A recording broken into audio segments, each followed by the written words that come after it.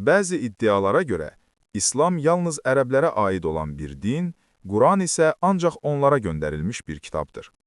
Lakin Quranın məzmunu bu iddianın əsassız olduğunu açıq şəkildə göstərir.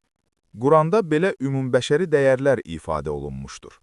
Ədalətli olun, Maidə 8, ata-anaya hörmət edin, İsra 23, yalan danışmayın, Zümər 3, ölçüdə və çəkidə aldatmayın, Ənam 152, günahsız insanı öldürməyin, Maidə 32, yaxşılıq edin, Bəqərə 195, yetimin haqqını yeməyin, Nisa 10, ehtiyac sahiblərinə yardım edin, Bəqərə 177, İsrafdan və xəsislikdən çəkinin, Furqan 67, uşaqlarınızı yoxsulluqdan öldürməyin, İsra 31, doğru şahidlik edin, Nisa 135, hakimləri ələ almağa çalışmayın, Bəqərə 188, zalıma meyl etməyin, Hud 113, kin saxlamayın, mümkünsə bağışlayın, Maidə 8,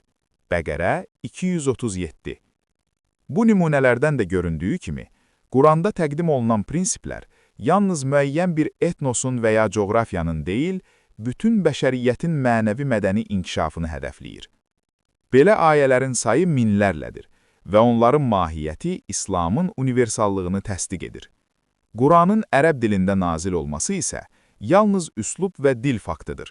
Onun məzmunu və məqsədi bütün insanlığa ünvanlanmışdır.